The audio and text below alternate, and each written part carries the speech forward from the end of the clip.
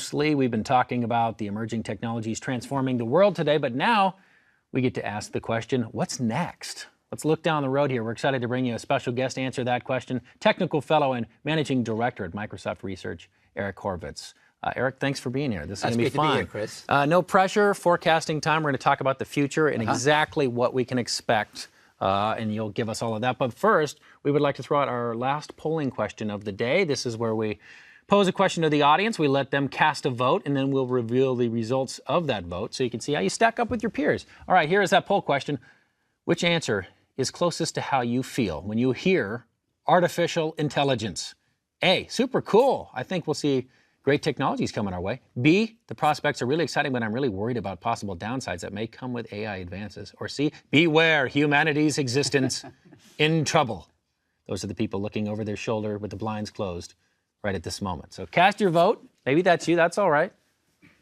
And we'll reveal those results before you know it. All right, now we've been hearing a lot about a number of trends in today's event, but now I understand your area of expertise is in artificial intelligence. Right. Tell us about that. So this has been a passion of mine for a long time. I look at artificial intelligence as the kind of the crashing wave of computing more generally. We're getting systems that can perceive, that can learn, that can reason, that can take action in the world, that can help people, empower people to do their job faster or better, create new experiences. The field is defined more generally as the pursuit of the computational principles underlying thought and intelligent behavior and its embodiment in the machines that we build. But sometimes people refer to it informally as getting machines to do the things we thought we needed people to do. Right.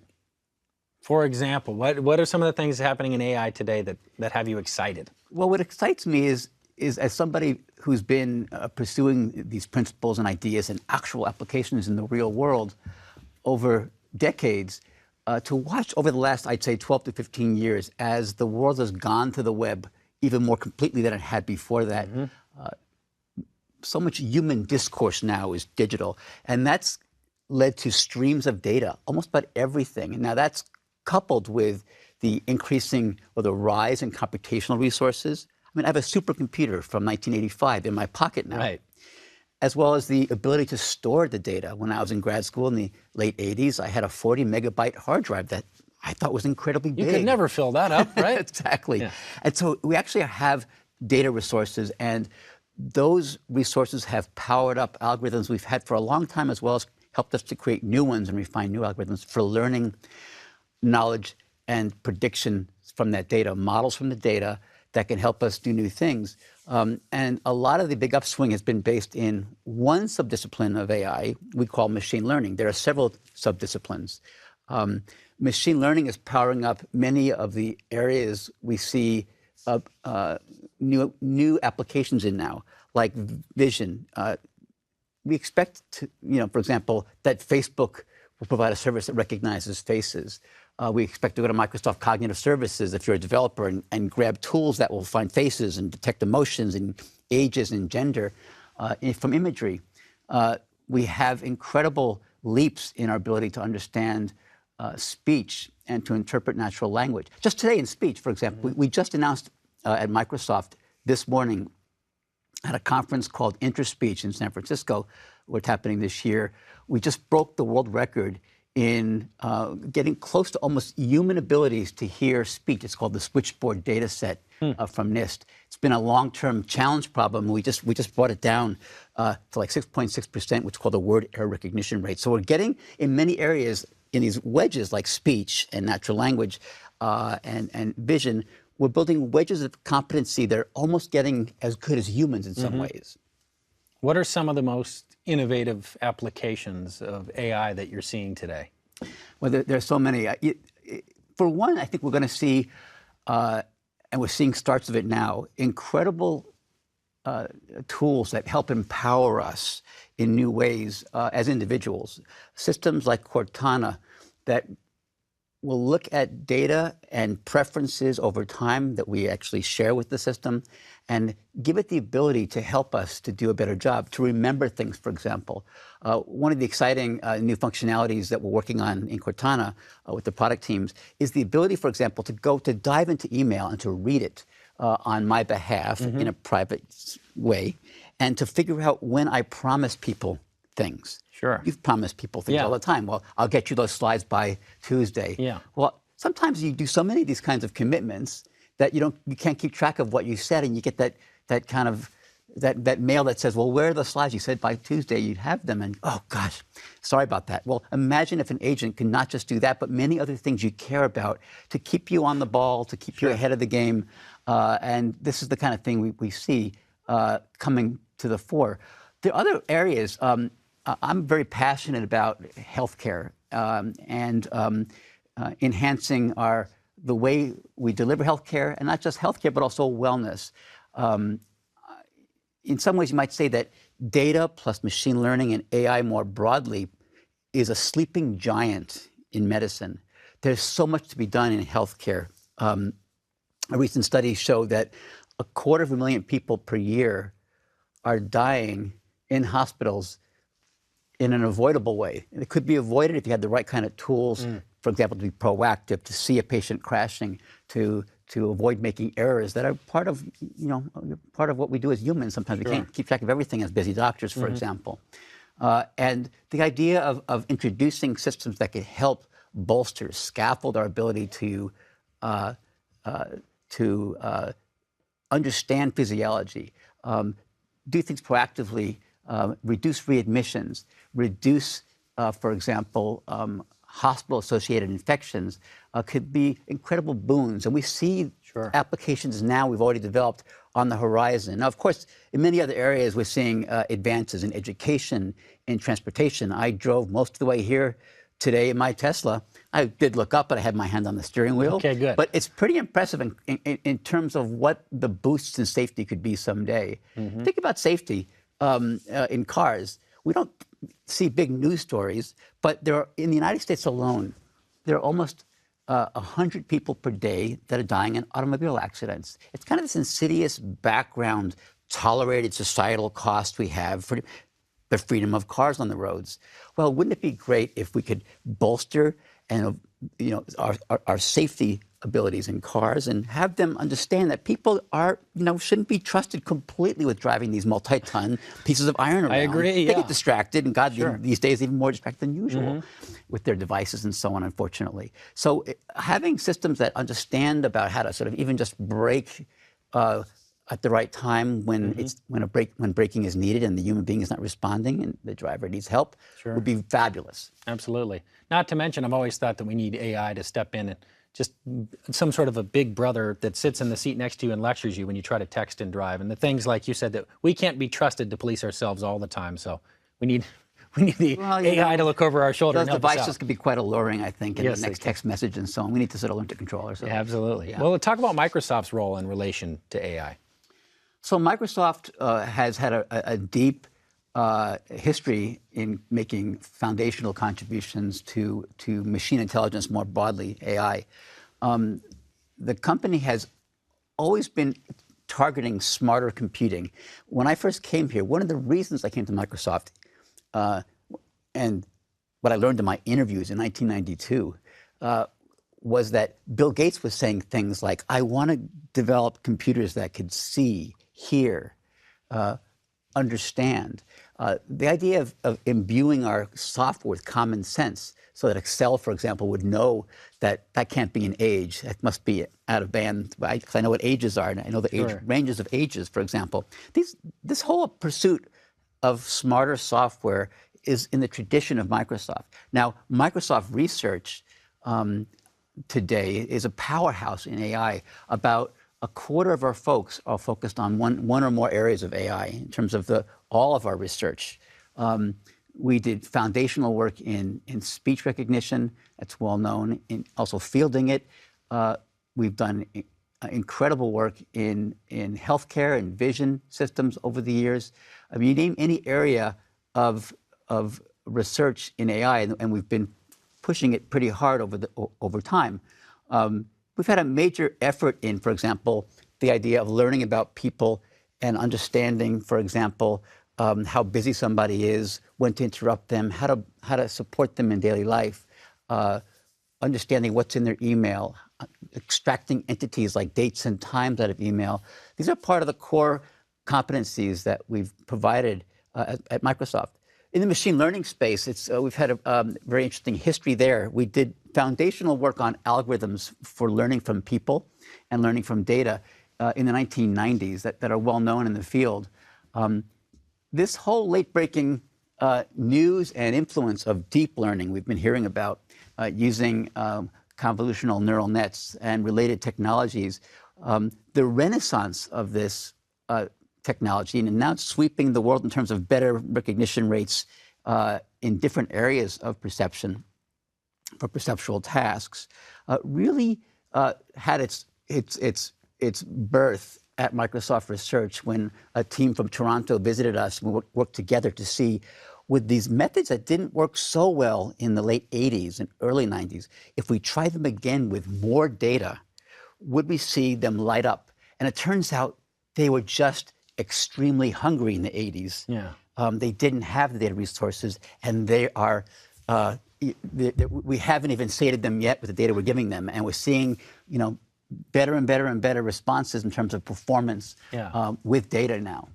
So popular press really only typically highlights AI in relation to public fears, and perhaps that's the Hollywood effect. That's how many people have a reference to it. And usually the AI in movies and TV shows turns on us, right? That's the be-all, end-all of humanity. Why do you think there is this genuine fear that seems to exist? Well, I mean, let me just say that I think that part of it's cultural. Yeah. For example, it's in Japan and East Asia, studies have shown that the history of helpful ghosts and spirits has led to, it's believed to be linked to the appreciation of robots in elder care as really a good thing now, and looking to all those cartoons we grew up with, Astro Boy and so on, as being great, helpful influences. In Western culture, we've had this idea of Frankenstein and building things that we shouldn't be building as part of our literature and our mythology. That's part of it, I think. Of course, Hollywood has done a great job with creating thrillers with some interesting themes. And of course, I think journalists have learned that covering concerns about long-term visions of AI and loss of control of intelligences probably gets a lot more click-through on everything, including the article, the ads, and so on. But that said, I think we actually want to respect folks that bring up concerns, both the long-term concerns about runaway AI, as well as shorter-term concerns that come to the fore, like ethical issues. Will my car do the right thing if it's automated someday when it comes to an edge condition where it has to make a decision about my life versus the life of somebody else, or choose among and lives? I think these are typically edge conditions, but they're still very interesting ethical issues. There are some interesting challenges, I think, coming to the fore with jobs. I think that we're going to likely see certain kinds of segments of our workforce in terms of types of jobs replaced by automation in various kinds. This doesn't mean that we're going to see major disruptions economically. It means, though, that we expect, I do, to see shifts in what it is that people do and the kinds of jobs as we see AI move forward in its competency over time. And I think we want to ask questions now about these possibilities. That said, there needs to be more written about the promise of AI.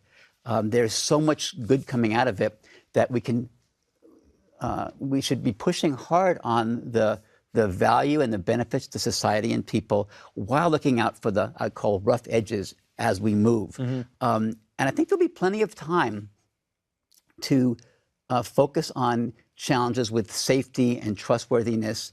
And people are on it. The community is on this right now. And if people are interested, I was asked to give 2 different talks, interestingly, over the period of a few months. So the White House Office of Science Technology Policy has been engaged in workshops and discussions this spring into the early summer.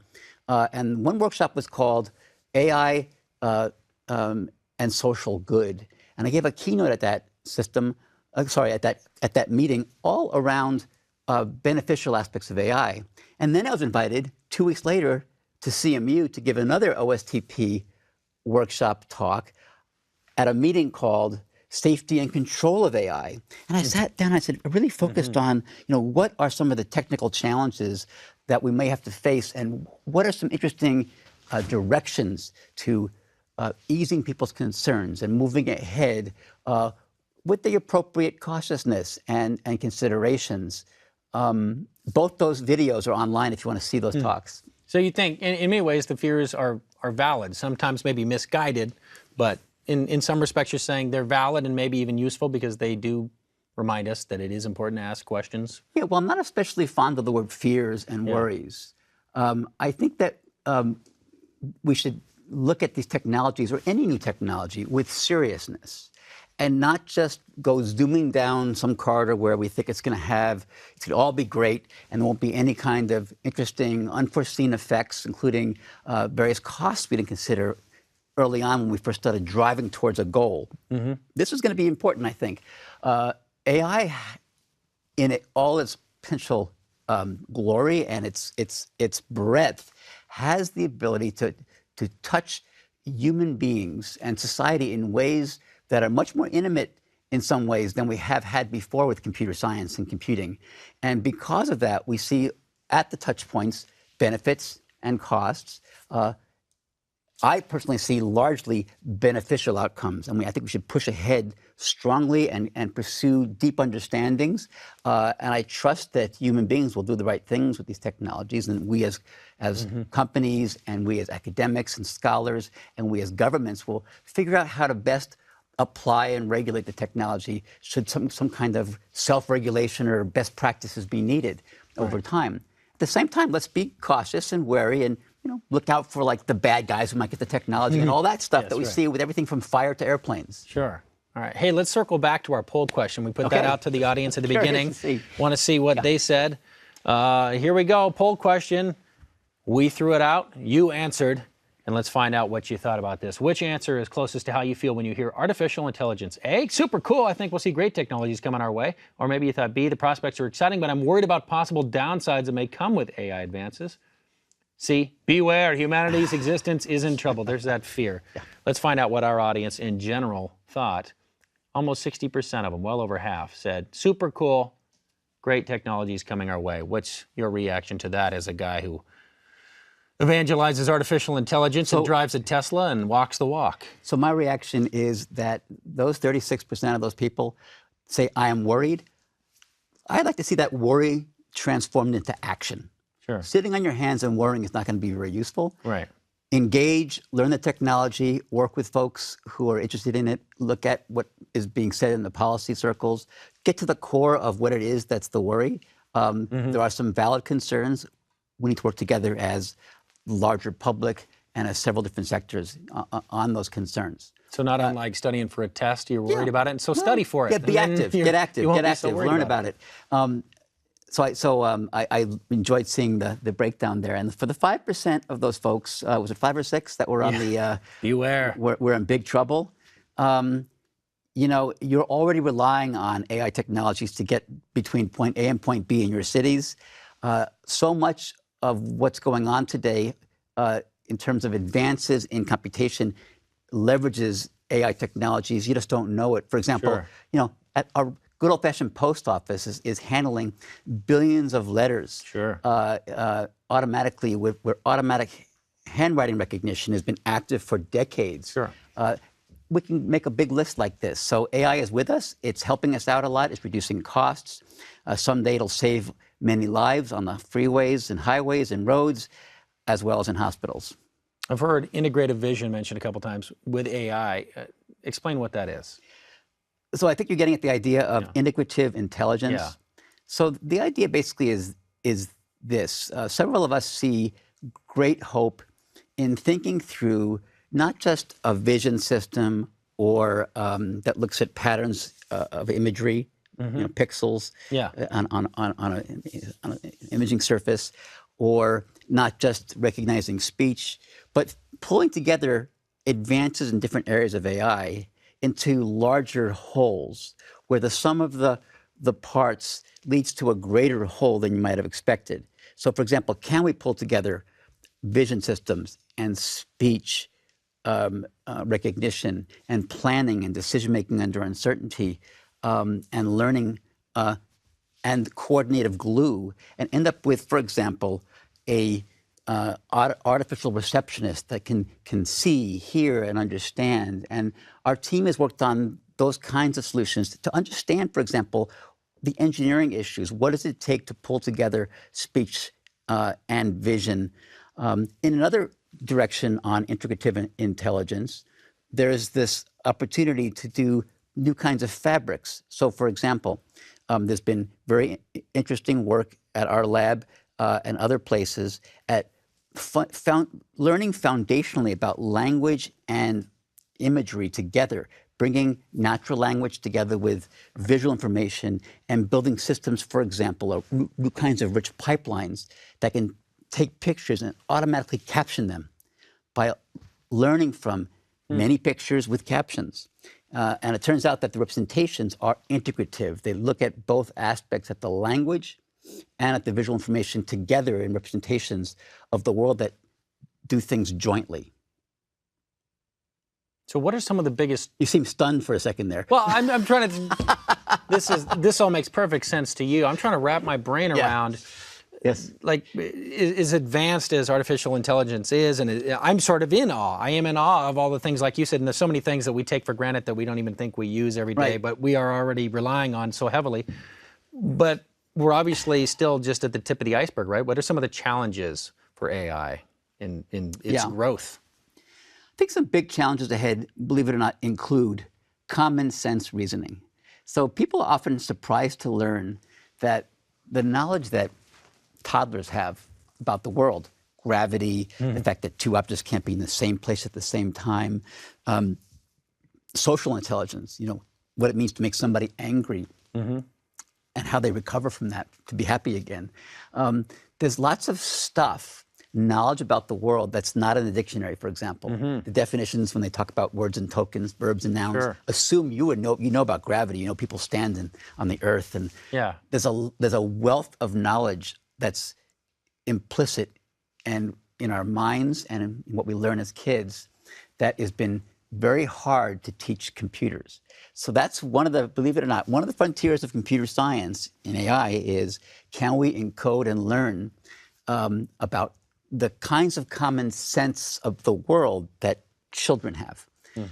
It turns out that that's a lot bigger and massive than some of the wedges of expertise we call expert clinician, expert in manufacturing. It's the massive sea of common sense that's the challenge.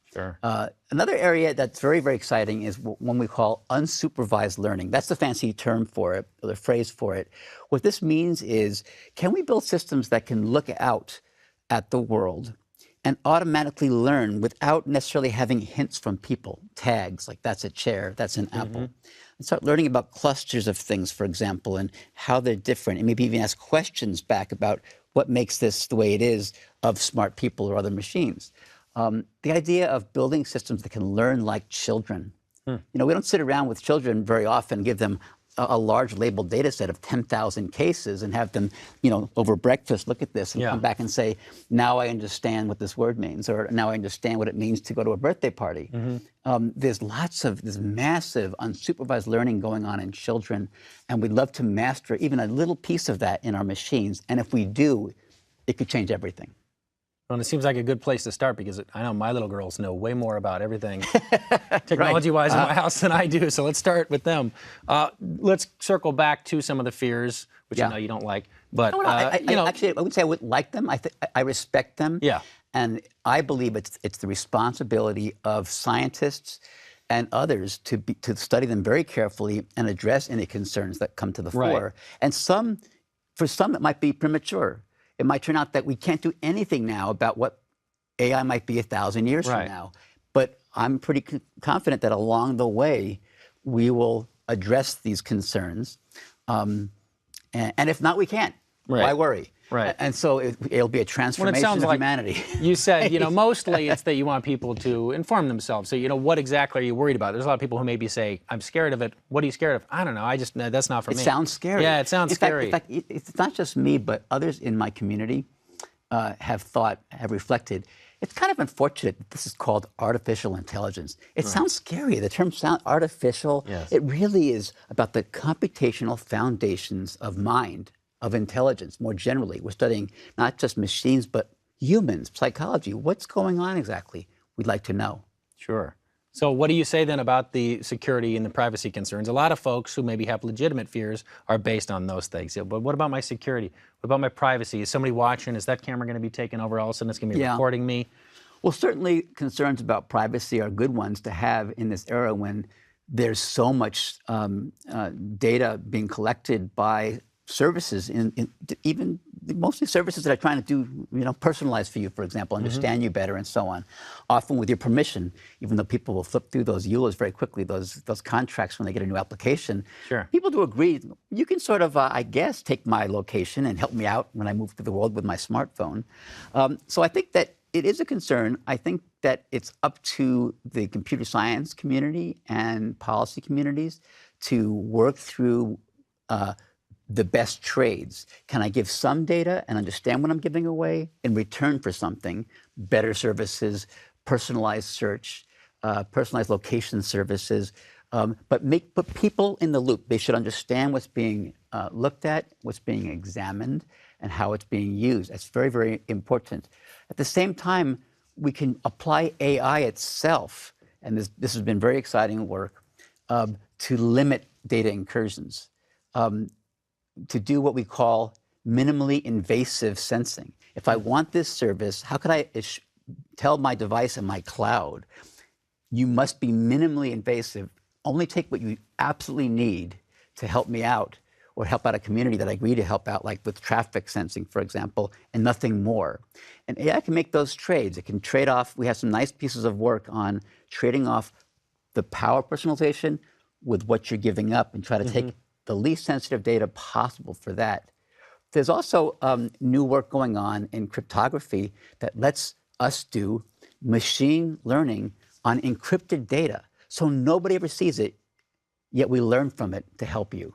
And finally, let me just maybe wrap up this last question by saying that I see no better approach than cybersecurity than having AI systems out there always vigilant, looking and recognizing odd fingerprints that are signs of a cyber attack, typically by humans. Sure. Okay, I like that. And one more for the road here.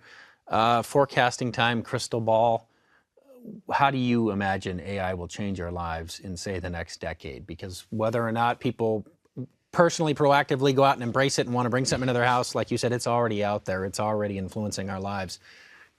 10 years from now. Yeah, let me first give a plug for a report that came out just last week, last Wednesday, called the Report of the 100-Year Study on AI. And they did a report this year. They do a report every 5 years. The report this year is looking at city life in 2030. So that's basically, we're talking 14 years away now. What do a panel of 20 experts or so think about what's going to happen, what's going to change, what the policy issues might be. Yeah. It's great reading, and it also that report comes with definitions of AI and the history, a little bit of the history. So it's a great primer for the public and for policymakers and for technical people.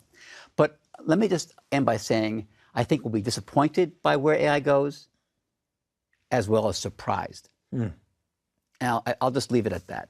I think it's a perfect answer, and it makes perfect sense. I appreciate it. Thank you so much for helping us close things out today. Great stuff.